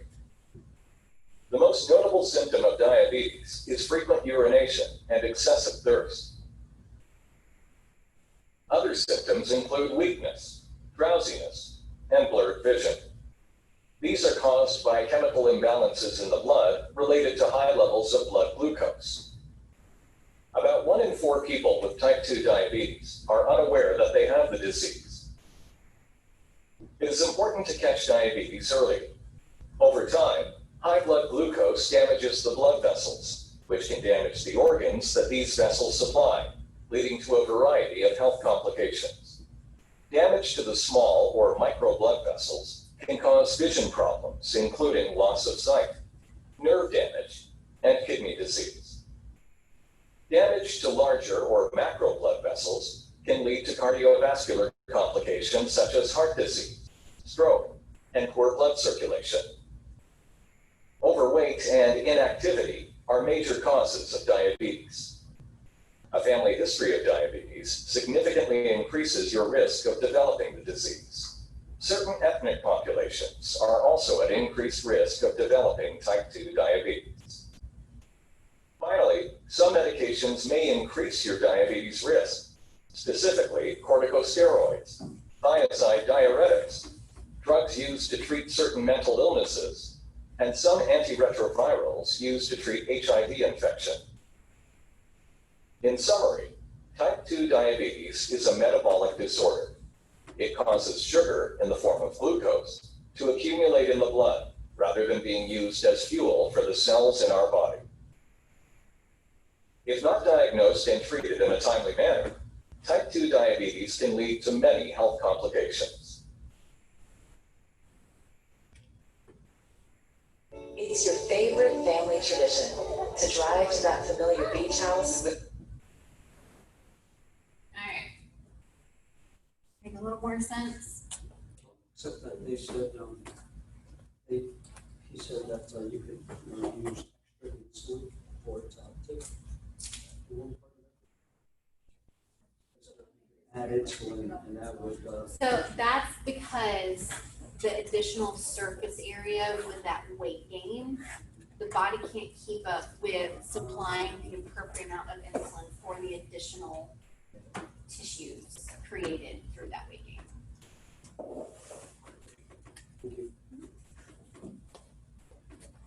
Okay. All right, so guys, let's talk about if you've got a patient who is a really bad diabetic. They just don't control their sugar like they're supposed to. They're not checking their sugar. They're not giving the amount of insulin. They're not changing their diet and habits like they should be, okay?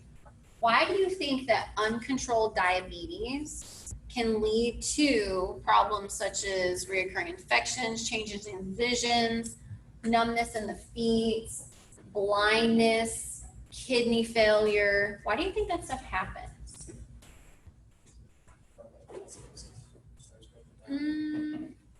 Not as much acidosis. So it damaged your arterial venal. Right? How? The sugar just crystallize in the vessel wall and cause it to. So you guys remember, I think it was human body or maybe shock. I gave the analogy of if you take a nice, smooth silicone-based straw, right, and you put it in a super saturated sugary drink, like a really, really, really sweet tea or soda or something like that. Eventually, that normal, pliable, flexible silicone material, if it's exposed to that excessive amount of sugar for a very long period of time, it becomes what? What happens to the consistency? It becomes very brittle. It becomes very stiff. All right, guys, that's what's happening to your vessels because they're consistently being exposed to all of that excess sugar floating around in your bloodstream.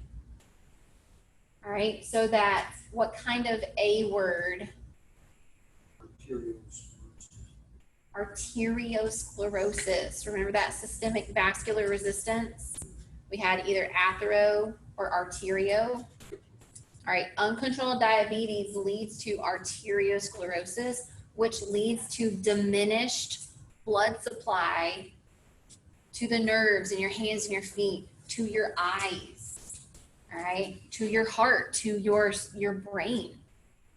All right, so all of these organs are their blood supply is being drastically reduced because of that composition of your vessels since they've been exposed to all of that extra sugar that should not be in your bloodstream.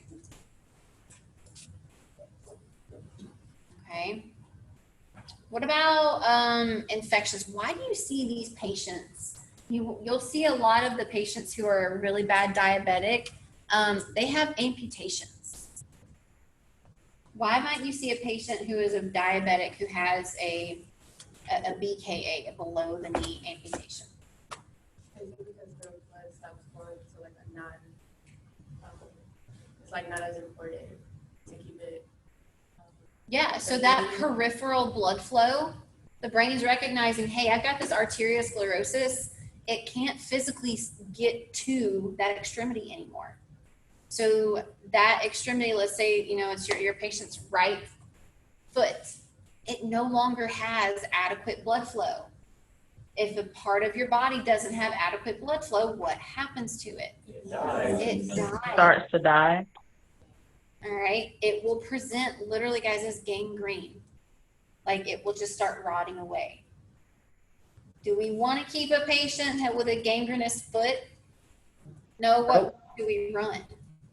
Sepsis, right? So in order to preserve that patient's life, they will amputate that limb because of the lack of blood so the patient doesn't go septic.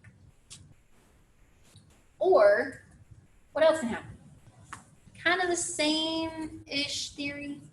Well, they lose sensation in the limbs, right? The peripheries. Yep. And then they bang it and get cut, and then it gets infected. They don't know about it, and then they find out when they take their sock off. Neuropathy, okay, it affects the nerves of your body. You can either have like a tingling, painful sensation, or your nerves lose the ability to sense pressure, pain, touch, anything like that.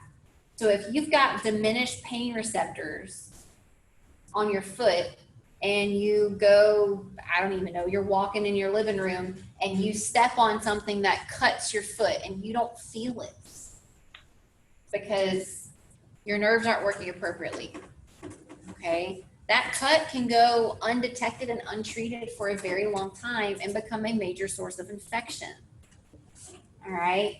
And to prevent septic shock, the doctors will say, hey, that foot's gotta go or you're gonna die. And you can also have an amputation because due to an untreated infection because you're not aware that it's there. Okay. Same guys with that optic nerve. You can go completely blind from uncontrolled diabetes. So if you know these people that have diabetes, make sure they're keeping their sugar in check. What about kidney? Yes. Oh, how does alcohol?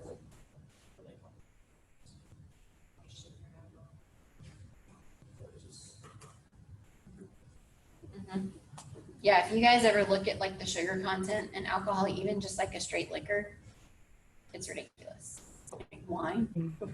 So I take vodka. Yeah. So her friend tells her.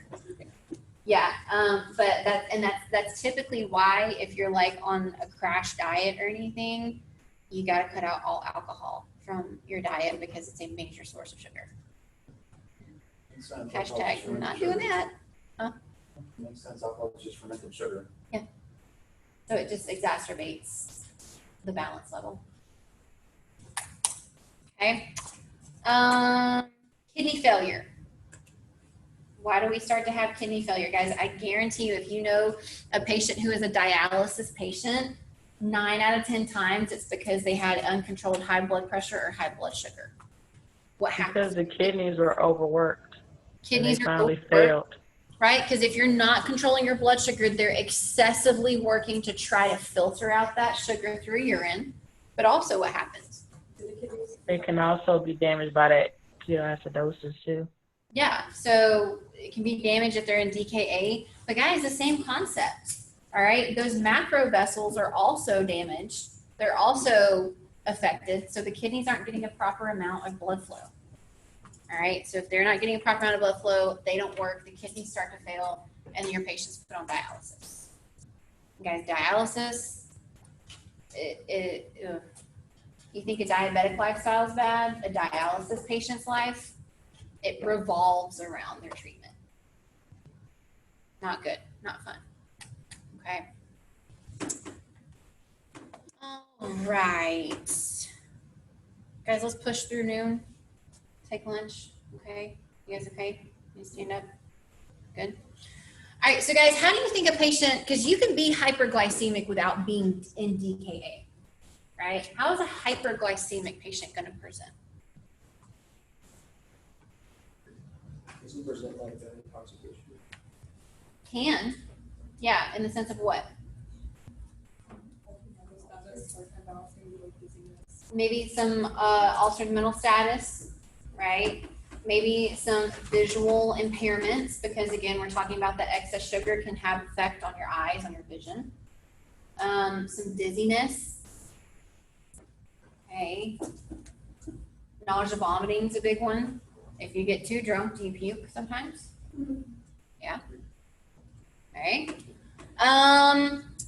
We also too, if they're conscious enough, we can ask about their urine, because again, it's probably going to be very highly concentrated. It might have a sweet scent to it, but it's probably going to be very dark in color because they're probably going to be in a state of dehydration at that point, right? Because their kidneys are pumping out all that sugar, getting rid of all of that fluid.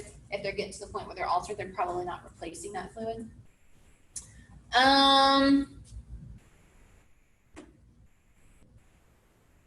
They could be confused. They can have an unsteady gait. They could feel like they're about to pass out. Okay, because how do you think a hypoglycemic patient presents? Pretty much a lot of the same presentation. Unsteady gait, that feeling that they're about to pass out or lose consciousness. They could have nausea, vomiting. They could have a headache. Hyper or hypoglycemia can have a headache. Okay, they might have some unsteady gait, right? So hyperglycemia can sometimes mimic some of the symptoms as hypoglycemia, but also what do both of these things mimic as well? I already said one, maybe somebody who's intoxicated. What else? What other kind of emergency we haven't talked about yet, but can present with altered mental status, unsteady gait, stroke, drug use? And medical emergencies can get very tricky because a lot of signs and symptoms intertwine. So when it comes to differentiating hyper and hypoglycemic emergencies, aside from what, obviously, BPL. a BGL, right? If you have a patient who is in a hyperglycemic state, it's going to take a little bit to get there. It's going to be a gradual onset. Okay? At least some hours, sometimes days. Another distinguishing factor between hyper and hypo is a hyperglycemic patient, they're going to have a very distinct skin presentation. What do you think their skin's going to look like? So warm, sometimes hot, pink, it's flush, it's very red, very pink. Hyper or hypo? Hyper. Hyper is going to be warm, sometimes hot, very flush in color, and very dry. Sometimes to the point of like ashy dry. So hyper, if you are still working on trying to get that blood sugar, because that should be your deciding factor, right? That BGL level. If your patient had a gradual onset and has warm, flush, dry skin, it's going to be hyperglycemic.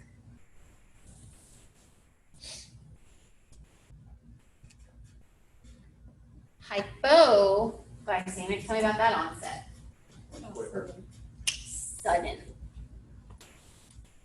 All right. I think it started with me when I was pregnant, because guys, it's great. It's a lovely thing being pregnant, but they're little parasites, right? They suck all of your oxygen and your blood and your nutrients. I would have to carry like granola bars in my pocket because my sugar would drop like that. And if I didn't eat like immediately, I would pass out. And it still kind of carried on. I'm still kind of that way to this day. All right, so hypoglycemia is a very sudden onset, like within minutes. How do you think hypoglycemia skin's going to present? Pale, cool, clammy. All right, so if this just came out of nowhere and your patient's skin is pale, cool, clammy, they still could have dizziness, headache, nausea, vomiting, syncopal episodes, a little bit of altered mental status. But those two distinguishing factors are onsets and the skin presentation, that CCT, aside from the blood sugar. Okay. But again, guys, you cannot omit any question, any assessment, any vital, because you're going to start to see a lot of these medical emergencies can look like the same thing. Okay.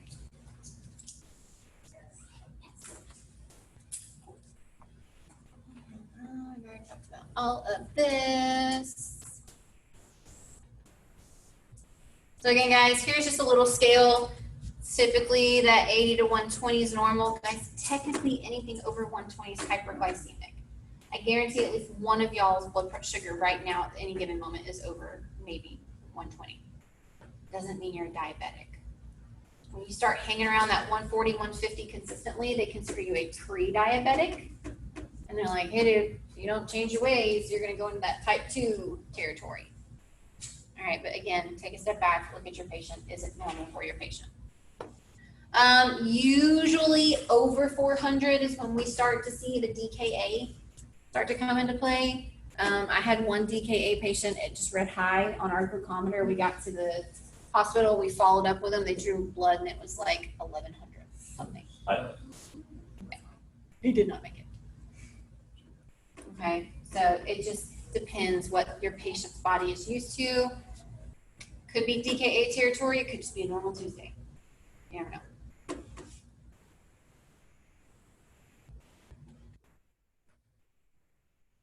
Guys, again, just look for those puzzle pieces, look for an insulin pump, look for any tattoo that indicates they're diabetic, look for insulin needles.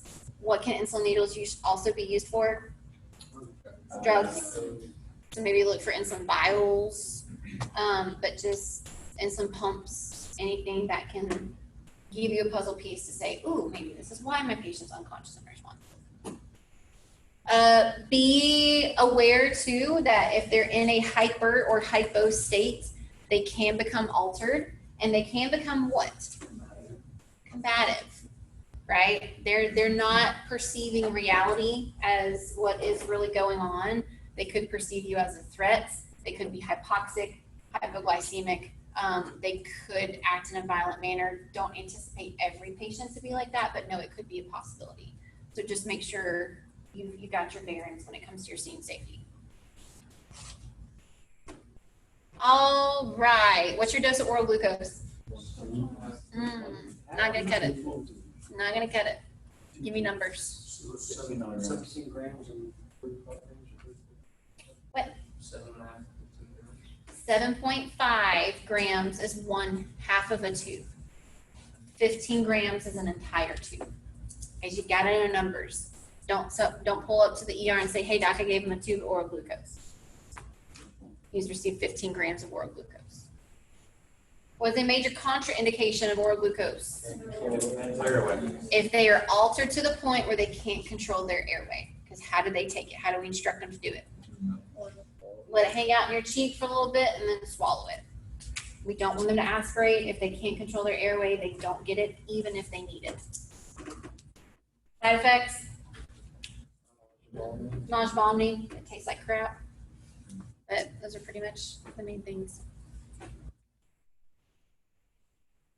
Guys, if your sugar gets too low, you can have a seizure. If your sugar gets too high, you can have a seizure. So know that information now. When we talk about neurological emergencies, we'll talk about how to treat it. But if it gets too high or too low, you can have a seizure because of the amount or lack of sugar in your body.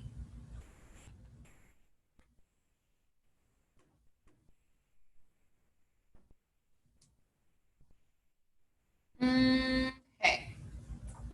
Everybody in agreement to talk about this really quickly so we can finish this and then just have one chapter after lunch? Yes. Yeah. Okay. All right. So hematologic, guys, what are we dealing with here? Questions, comments, concerns. Does everybody have an okay grasp on the diabetes? Hyperglycemia, type 1 versus type 2, what's going on in the body, what's not going on in the body. Okay. All right, so what are we dealing with here? Blood. Okay, blood disorders. Guys, we'll talk a little bit about hemophilia and thrombophilia, but the main thing that we're going to be coming in contact with is that sickle cell disease. Okay. So let's go back over our blood stew, right? What is blood made up of? Blood cells. Red blood cells, white blood cells, plasma, and platelets. Okay, red blood cells help carry oxygen, all right, and also offload CO2. White blood cells, okay, so they help with infection, fighting off infection. Platelets, they help with blood clotting. they allow for that clotting ability, which is good most of the time. We do know that it can lead to what? Blood clots, which can lead to embolisms and heart attacks and strokes. And strokes. We haven't gotten there yet, but yeah, pulmonary embolisms, MIs, okay. But in normal moderation, we like platelets because they allow that clot to occur, and plasma. Just the broth, right? It keeps everything all together in that one cohesive, like liquid form, okay. All right, so you are going to see a lot of patients in the Grady territory or Grady population have sickle cell disease. All right, anybody in here have it / know anybody with it? Okay, so what do you know about it?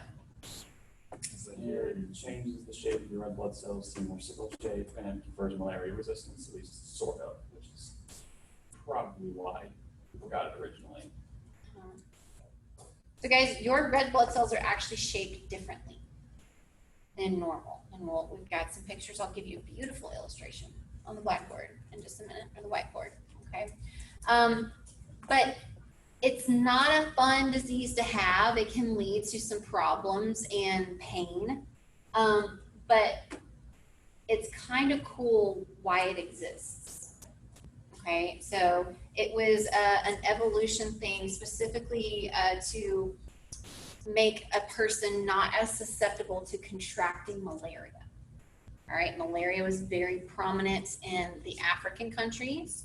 So this is where it really originated. This is why most of the time, the patient who has sickle cell disease has some type of African descent in some way, shape, or form. All right, so the shape of the red blood cell actually changed shape. It has less surface area. Malaria is a bloodborne disease, so I guess the evolutionary thing was if there's less surface area for malaria to kind of attach and attack, then you're less susceptible to get malaria. So I think that's kind of cool as to how that started. So African, Caribbean, South American ancestry, that's where the malaria was really prominent. So typically you're going to have some type of descent in your genetics if you have either the trait or the disease. Okay. So here is, I guess that's it. All right. So a normal red blood cell looks something like that. It's a nice little squishy, round, soft little donut shape. All right. A sickle cell literally changes the shape to look like a sickle. All right, you guys ever see the Grim Reaper, like the depiction of the Grim Reaper? He's holding that kind of sickle shape. That's literally called a sickle. It's a tool, an agricultural tool, but it looks like that, and it's very jagged and pointy, and it doesn't have as much what as this surface area. Okay, so keep that in mind. All right, so we've already determined it doesn't have as much surface area. So how many seats do I have here for O2? Four. Okay, so let's just say 1, 2, 3, 4. In this sickle cell, how many do you think I have? 2. 1, maybe 2 on a good day. All right. So what do you think a person with sickle cell disease has issues with sometimes? Hypoxia. Okay, because those sickled cells have much less surface area. They can't carry as much O2 molecules to distribute to the rest of the body. All right. How long does a normal, healthy red blood cell last? What's its lifespan? Huh? So about 4-ish months, around 120 days. It does its job, it starts to get a little less efficient, and then it goes where to die? The spleen, the elephant graveyard, right, of the body for the red blood cells. All right. 10 days. 30. All right. So 1 month versus 4. Because of that fact, you might also hear that term sickle cell anemia, where because these don't last as long, they're constantly being depleted. They might not have enough of that hemoglobin or that iron content to their blood levels. That can cause somebody to have hypoxic levels, can cause somebody to have just very fatigued if they don't have those right amount of levels in their blood system. All right, what else do you think these guys might pose a problem? How else might they pose a problem? Claudia, why? Guys, have you ever taken a really hard, like, microscopic look at Velcro? How does Velcro work? Little hooks. Has these little hooks, these little jagged ends that connect to each other and stick together. That's what these guys do. All right, so this picture here, all of these jagged edges, this is literally a picture. Like, this is not an animation, like this is a picture. All of these jagged edges, when they meet up with each other, they do what? They stick to themselves. So we have issues with clots. sickle cell patients developing clots, which we know is bad, right? Because what happens if those clots break off? They can go wreak havoc.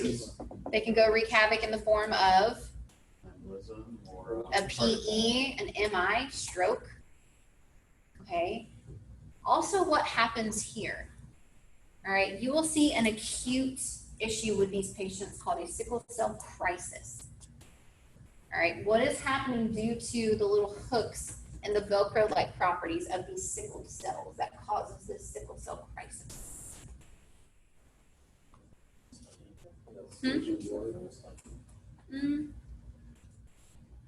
So guys, these normal red blood cells are nice and round and cushy and soft, right? Do you think are we in constant pain day in and day out as these round, squishy red blood cells come in contact with our vascular walls? No. If you start to have those little Velcro sickle cells clump up with one another, those jagged edges, they hurt. All right, so the accumulation of those sickled cells causes immense pain. And also what? Damage, possibly, yeah. Sometimes, guys, when you have a patient who's having a sickle cell crisis, they will have it in a specific location in their body. Like, oh, it's in my leg today, or it's in my back today. All right, it's gonna hurt, they're gonna be in pain, but also those sickle cells are forming a clot that's causing that pain, and what's gonna happen to that particular part of their body?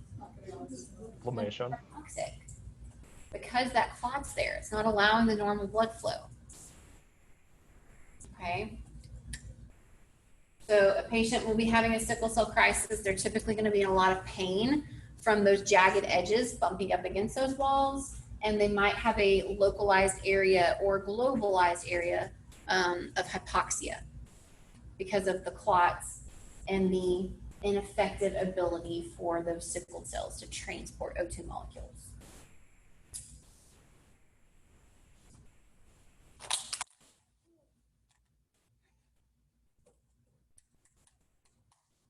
Okay, what's your treatment?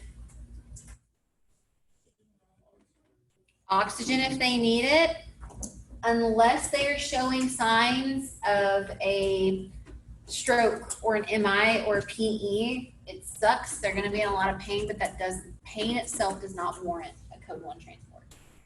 As long as they are hemodynamically stable, right? Their blood pressure is good, their heart rate's good. I'm not worried about them having any of these problems with the clots that we just talked about. Just have sympathy and give oxygen as much as they need. Okay. Usually they will go to the Grady sickle cell unit. The Grady sickle cell unit does a lot more different types of approaches to pain management. Sometimes you will see these patients who have sickle cell. Again, pain is subjective. They might say, hey, I don't want to go to this hospital because they won't give me pain meds. That might be legit or it might not be legit, but most of these sickle cell patients would like to go to Grady because they are more lenient with pain management when it comes to a sickle cell crisis. Okay.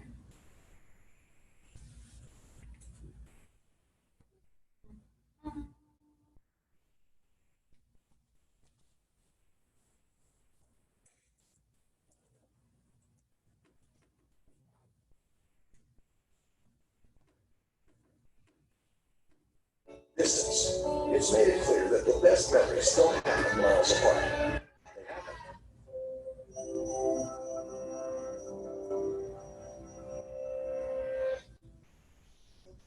What shape are your cells? Squishy cylinders? Jagged zigzags? You probably don't think much about the bodies of these building blocks, but at the microscopic level, small changes can have huge consequences. And while some adaptations change these shapes for the better, others can spark a cascade of debilitating complications. This is the story of sickle cell disease. Sickle cell disease affects the red blood cells, which transport oxygen from the lungs to all the tissues in the body. To perform this vital task, red blood cells are filled with hemoglobin proteins to carry oxygen molecules. These proteins float independently inside the red blood cell's pliable donut-like shape. keeping the cells flexible enough to accommodate even the tiniest of blood vessels. But in sickle cell disease, a single genetic mutation alters the structure of hemoglobin. After releasing oxygen to tissues, these mutated proteins lock together into rigid rows. Rods of hemoglobin cause the cell to deform into a long, pointed sickle. These red blood cells are harder and stickier and no longer flow smoothly through the blood vessels. Sickled cells snag and pile up, sometimes blocking the vessel completely. This keeps oxygen from reaching a variety of cells, causing the wide range of symptoms experienced by people with sickle cell disease. Starting when they're less than a year old, patients suffer from repeated episodes of stabbing pain in oxygen-starved tissues. The location of the clogged vessel determines the specific symptoms experienced. A blockage in the spleen, part of the immune system, puts patients at risk for dangerous infections. A pileup in the lungs can produce fevers and difficulty breathing. A clog near the eye can cause vision problems and retinal detachment. And if the obstructed vessels supply the brain, the patient could even suffer a stroke.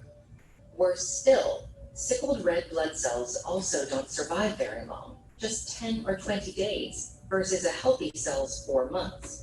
This short lifespan means that patients live with a constantly depleted supply of red blood cells, a condition called sickle cell anemia. Perhaps what's most surprising about this malignant mutation is that it originally evolved as a beneficial adaptation. Researchers have been able to trace the origins of the sickle cell mutation to regions historically ravaged by a tropical disease called malaria. Spread by a parasite found in local mosquitoes, malaria uses red blood cells as incubators to spread quickly and legally through the bloodstream. However, the same structural changes that turn red blood cells into roadblocks also make them more resistant to malaria. And if a child inherits a copy of the mutation from only one parent, there will be just enough abnormal hemoglobin to make life difficult for the malaria parasite, while most of their red blood cells retain their normal shape and function. In regions rife with this parasite, sickle cell mutation offered a serious evolutionary advantage. But as the adaptation flourished, it became clear that inheriting the mutation from both parents resulted in sickle cell anemia. Today, most people with sickle cell disease can trace their ancestry to a country where malaria is endemic. And this mutation still plays a key role in Africa, where more than 90% of malaria infections occur worldwide. Fortunately, as this adaptation thrives, our treatment for sickle cell continues to improve. For years, hydroxyurea was the only medication available to reduce the amount of sickling, blunting symptoms, and increasing life expectancy. Bone marrow transplantations offer a curative measure, but these procedures are complicated and often inaccessible. But promising new medications are intervening in novel ways, like keeping oxygen bonded to hemoglobin to prevent sickling, or reducing the stickiness of sickled cells. And the ability to edit DNA has raised the possibility of enabling stem cells to produce normal hemoglobin.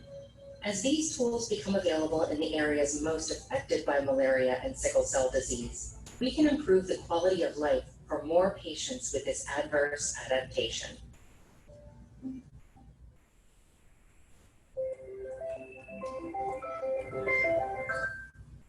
Okay.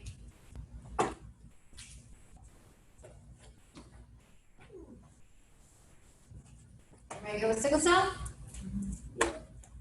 Okay.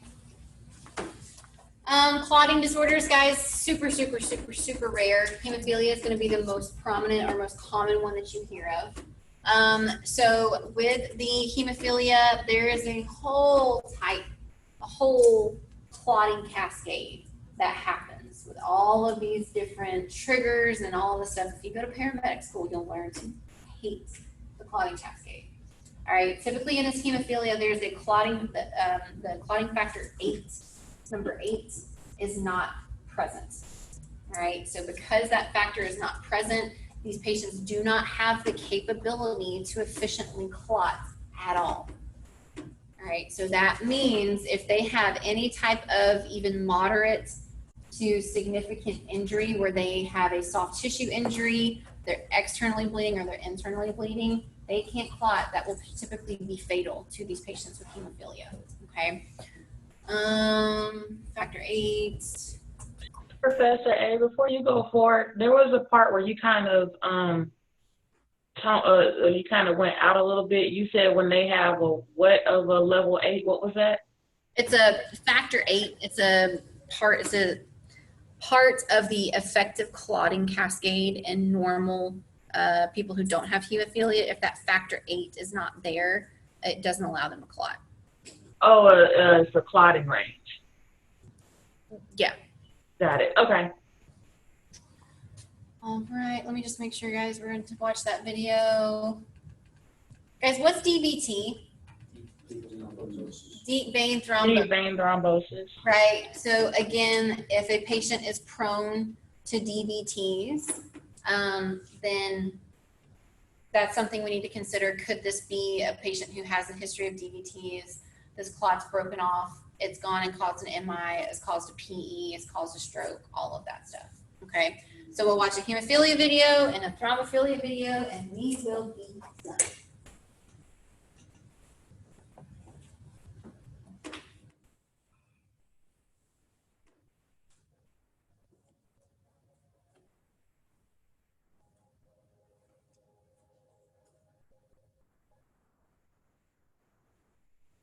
The natural blood clotting process is a complicated balancing act that is fast, localized, and highly controlled. Specific proteins called factors are turned on or activated in a precise order to produce enough thrombin to ultimately form a clot to stop a bleed. Once the clot has been formed, the factors are quickly turned off or inactivated.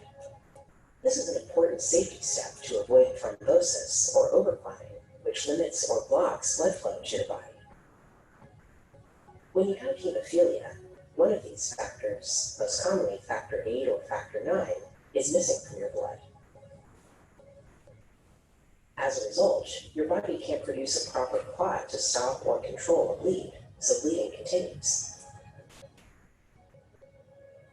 However, factor treatment temporarily replaces the missing factor and becomes activated and controlled by the body's natural blood clotting process.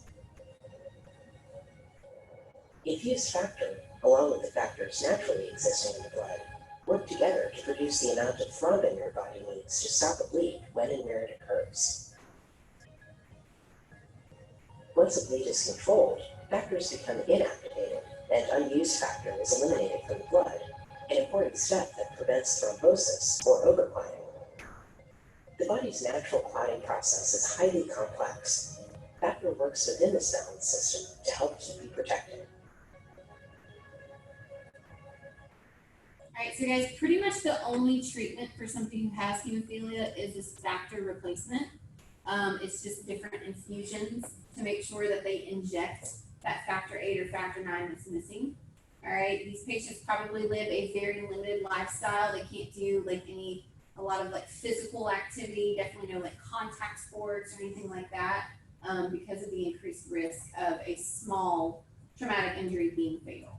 So on the other end of that spectrum, where we can't clot enough with hemophilia, we also have thrombophilia. Okay, so again, this is going to be a patient who clots too much. Another video? I guess not. Okay. So yeah, you could have a patient who has thrombophilia. Again, it's a rare disorder, but that would be important to know because they're going to be much more prone to what? Clotting. Strokes. Okay, strokes, MIs, PEs, all of that kind of thing. Okay. Guys, that's the gist of that. I told you the heavy hitter was going to be diabetes and that sickle cell. Okay. Questions, comments, concerns? So with is it a factor treatment? So after it's done doing or activating whichever factor is missing, how does the body get rid of that? Just through additive? normal process of elimination. It just gets self-absorbed, excreted. One sickle cell, one slide, they showed Was that a blood transfusion or what was that? Blood treatment, blood transfusion? So that was just a microscopic image of a blood sample of a patient who had. No, but I sickle thought cell. it was one of the treatment aspects, they could do something with the blood to possibly It was in the section either talking about reduce the amount of sickle That was cells the that video. are in there, or. So ideally, what it does is it changes the composition of those sickle cells. It can allow more surface area. It kind of plumps them up and makes them not jagged and pointy, gives it more surface So- area. They put a chemical in to alter the shape of the cell as opposed to like filtering that out, putting in. red blood Yeah, I mean, cells. you can just have, you can go through blood transfusions Okay, you go. all consistently for sickle cell disease, or you could do the kind of preventative, if you will, medication. If you did transfusions, would you ever get to the point where you don't have it, where you always have it present? It's genetic. You can temporarily relieve the symptoms, but you won't take that, you can't extract that part of your DNA out. Okay? Very good? All right, is everybody good over here? Okay. Good.